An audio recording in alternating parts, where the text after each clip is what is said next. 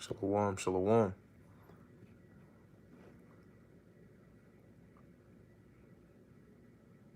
All right.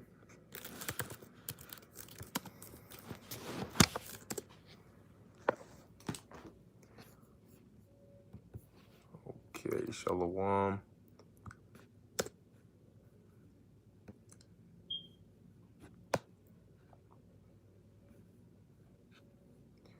All right, shalom. First and foremost, I want to give all praises, honor, and glory to Yahweh, Bahasham, Yahweh Shai, Bahasham, Rachak Kodash. I want to give double honors to the elders and the apostles of Great Millstone, and peace and blessings to the elect. All right, yeah, pretty much. I was watching a video, all right, that was done by the elder Yashawamba, okay, and it was dealing with the little horn, all right, in Daniel 7, okay, and basically he was going into, all right, how it was not pursuant to the video that the elder apostle Tahar had done, okay,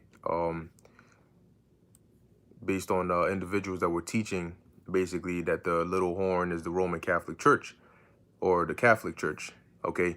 And so, as I was watching the video, I'm trying, I was trying to finish the whole video, but the spirit just kept on, jumping on me, so I say, I got about 8 minutes in, so I'll just, go through the spirit. So now dealing with the little horn in Daniel 7 and the fourth beast, okay, I have a couple of precepts here that, and some information here, some external sources here, all right, that we're going to go into, and Lord willing, all right, it can be edifying, all right, to the elect. But give me 1 second. All right, get some light up in here because we're children of the light, of the day. But anyway, so we're going to start off in Daniel chapter 7.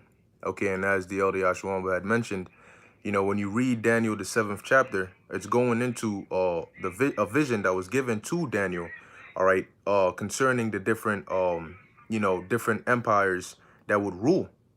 Okay, and it's basically another forecast of the different empires that will rule, because Nebuchadnezzar had also got a vision, all right, or a dream in Daniel, the 2nd chapter, which was basically dealing with the same thing, all right, just worded differently.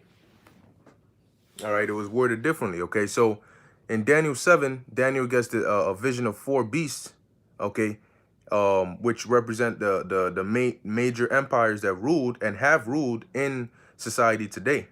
You had the first beast, which was the Assyrio-Babylonian Empire. Okay, then you had the second beast, which was the Medo-Persian Empire. You had the third beast, which was the Grecian Empire, and then you had the fourth beast, okay, which is here in Daniel chapter 7, okay, verse 7. Okay, now we're gonna show you that this isn't the Catholic Church at all. All right, this fourth beast that Daniel saw was referring to the Roman Empire. All right, the pagan Roman Empire. Okay, and the horn that came from it, all right, is referring on to America or Babylon the Great. Okay, which is basically the head or the heart of this new beast today. Okay, so Daniel 7 verse 7, it says, after this I saw in the night visions, and behold, a fourth beast, dreadful and terrible, strong exceeding, and it had great iron teeth. It devoured and brake in pieces, and stamped the residue with the feet of it, and it was diverse from all the beasts that were before it, and it had 10 horns. Okay, so now this is talking about that fourth beast, right? And it had 10 horns. Okay, and now jumping down to Daniel 7 and 17, the angel basically tells Daniel here, it says, these great beasts are which are four kings which shall arise out of the earth. All right, but it's really talking about their kingdoms. Okay, so as we're reading here in Daniel 7 and where was I? Verse 7, it says that this fourth beast was dreadful and terrible and strong exceeding. Okay, and it had great iron teeth. Now, when you deal with a beast or an animal, okay, especially these different beasts like a lion or a bear or, these sort of animals, their form of defense or attack is their teeth. Okay, those are their weapons. All right, a lion without its teeth can't really do much. It could claw you, but it can't really do much. Okay, and that's why they have such big jaws and such dangerous teeth. Now, when you look at a wild dog, for an example, what would they do? They'll put something on its mouth, or they'll keep it closed, because that's the power. All right. Now, the power of an animal is its teeth, but this animal is not this beast isn't a literal beast. This is metaphorical, dealing with an actual kingdom. So what would be likened onto the teeth of a kingdom? That would be its military. Okay? Because what does an animal use its teeth for? An animal or beast uses its teeth to attack or to defend. Okay? And just like that, a military uses a country uses its military to attack or to defend, to go to war in matters of that sort. So this fourth beast had great iron teeth, which is dealing with its military. Okay? As they used iron in their weaponry, which iron is one of the strongest, if not the strongest metal. Okay? In their chain, their mail. All right? Okay, it says, it devoured and brake in pieces and stamped the residue with the feet of it. So where in history did you hear that the Catholic Church ran around devouring and breaking in pieces, conquering people, slaying people? It says, and it was diverse from all the beasts that were before it, and it had 10 horns. Okay, now the reason it was diverse from the beasts that were before it was because the Roman Empire, when you deal with Rome, all right, as a whole, it started off as a kingdom, all right, which became a republic, and then became the empire, imperial Rome, okay, before the Holy Roman Empire, and so on and so forth. Now, when you're dealing with Rome as the how it was a kingdom, okay, they had kings, okay, dealing with, well, first starting with Romulus and Remus, all right, but going on down, you had like Tarquin and so on and so forth. Okay, they had kings. That's right. Yep, like the elder said, that's why Rome was so powerful, because they were the first ones to use iron in all their military weaponry. Yeah. Okay. So you had the Roman, the kingdom. All right, Rome was a kingdom at one point, but they got to the point where they were like, they didn't want to deal with kings anymore. And so they spread out the power, where you had, where you get the what do they call them, the plebeians and the patricians from, was basically after the kingdom was abolished, after they had done away with kings, they basically spread the power in a Senate like um rulership, okay, dealing with the rich families. Okay, the priests and the rich families were the ones in authority.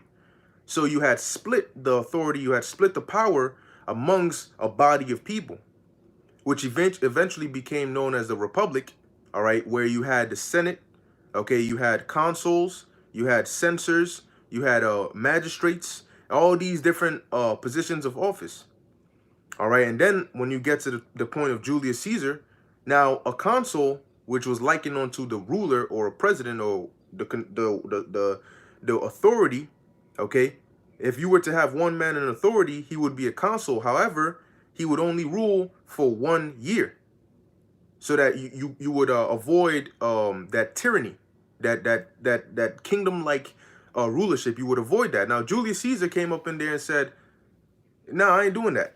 I'm going to extend this joint," and then he got assassinated for that. Okay, but this is what made them different, is that they had a Senate, a body, okay, instead of kings. And when you deal with the Assyrio-Babylonian Empire, when you deal with the Assyrians, they had kings. When you deal with the Babylonians, they had kings. Nebuchadnezzar was a king, okay? His descendants, they were kings, all right, or those that ruled after him. And it was usually in a monarchy, okay, or a dynasty, where you would pass on the rulership to your descendants, to your son, to your heir. Okay, same thing with the Medo-Persians. You had Cyrus, Cambyses, Darius, Xerxes. This all goes down, and if a usurper comes in there, he passes it on down to his son. Okay, even up until the Greeks. But Rome was different. So this beast was diverse from all the beasts that were before it, and it had 10 horns. Okay, now when you read in when you read in Revelation, really the various books of Revelation, the various chapters of the book of Revelation, you'll notice that it talks about this beast that has 7 heads and it has 10 horns. Okay, now that beast collectively was the empire, the Roman Empire. All right, just like today, there's a collective system that runs things. There's a power structure in society today that runs things. And if you were to break it down, it wouldn't just be one group just put together. It's different groups put together. As it says in Revelation 17, that you had the 10 horns were 10 kings, which had no kingdom as of yet, but they ruled, they gave their power onto the beast and ruled together 1 hour.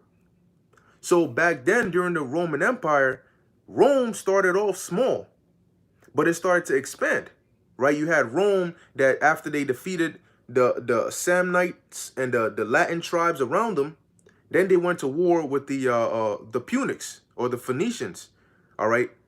Well, that's where you have the Punic Wars dealing with Hannibal and so on and so forth. And when they conquered them, they became that naval superpower. And then they started going around Hispania, taking down the Greeks, taking down the Franks, taking down these different major strongholds slash, lands. And each time Rome would take over a location, what they would do is they would say, look, we'll make you a part of us. We're not just going to stamp on you, because we know that that often leads to revolt. So we'll make you a part of us. It won't be Rome and then Hispania, which is Spain, and then France. No, you'll all be a part of the Roman Empire. Okay? And that's where you have the different heads. You have the Greeks, you have Rome itself. Okay, you have Hispania, which is the Spanish. You have Franks or the Gauls, which is the French. You have Germania Major and Germania Minor. And then you have Britannia. And these were all part of the structures that formed that Roman Empire. So the 7 heads are dealing with these different land masses or bodies that were joined to Rome to make it a Roman Empire as Rome expanded.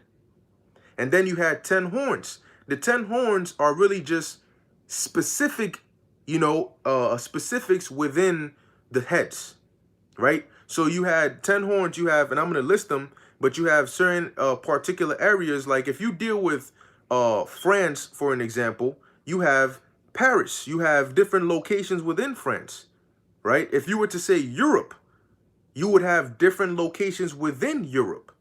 For example, you have the European Union, right? You had Germany and Luxembourg and Greece and all these different countries which are within a certain portion. So within the 10 horns, you might have 3 horns or 2 horns that might fall within Spain. Okay, so these are 10 horns that are a part of the 7 heads. They come from the 7 heads. Okay.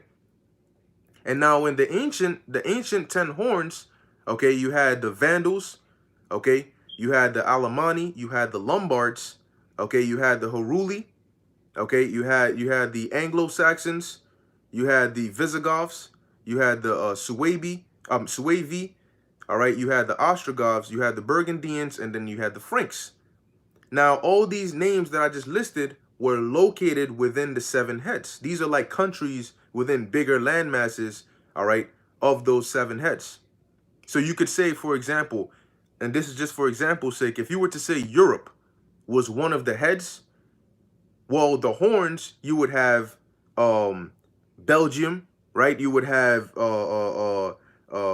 Luxembourg, you would have all these different countries that are in that. Okay. So in Daniel 7:7, this beast which had 10 horns, I just listed those 10 horns, okay, because they were a part of the Roman Empire. All right. Now verse 8 says, and I considered the horns, and behold, there came up among them another little horn. Now before we get into the little horn, let's first deal with the 4th beast. All right, and we're going to get some more precepts that solidified that the 4th beast was not the Catholic Church. Okay, the 4th beast was the Roman Empire. Now, when you go into the book of 2nd Esdras, okay, chapter 11 and chapter 12, you have Ezra who gets a vision. The Lord gives Ezra a vision of the Roman Empire. Okay? And in the 12th chapter, as we're going to read, the angel tells Ezra that this vision you got is the same, this vision of this empire is the same empire that Daniel saw in his vision, aka the fourth beast.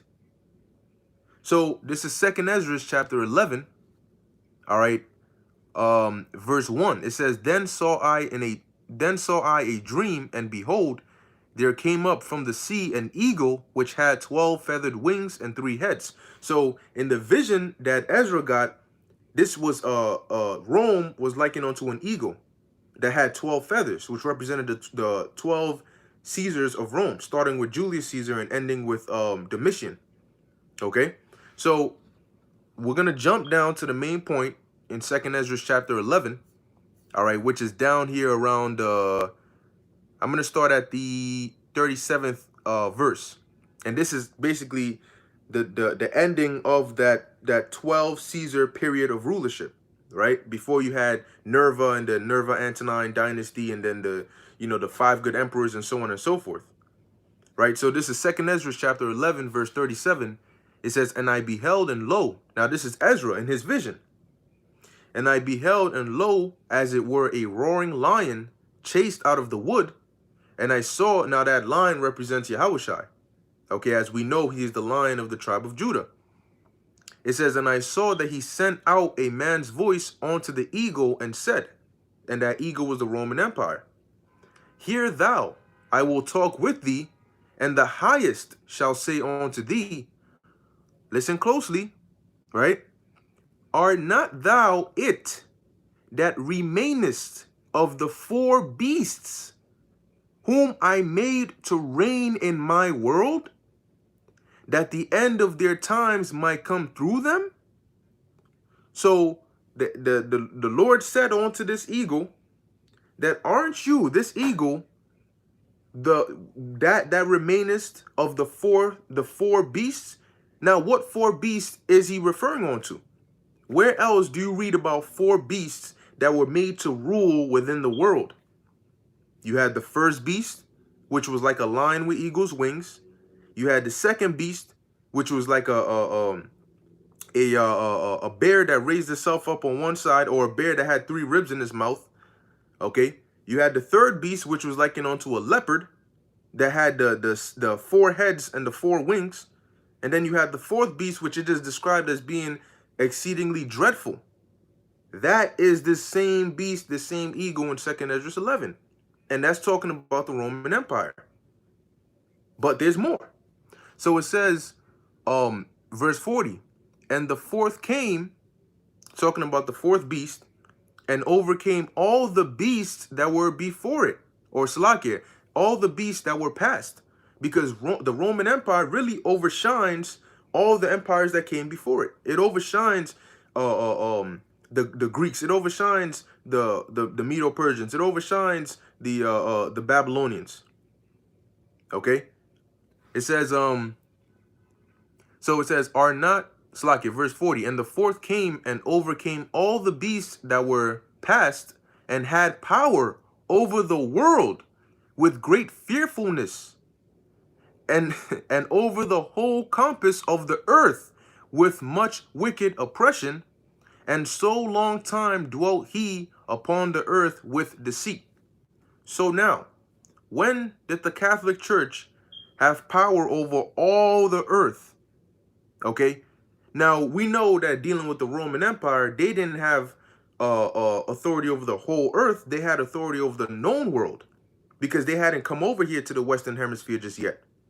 Okay, but if you're dealing with the Catholic Church, they didn't have authority over the whole known world, because you still had different religions. If the Catholic Church had authority with great fearfulness, then everybody in the known world should have been a Catholic.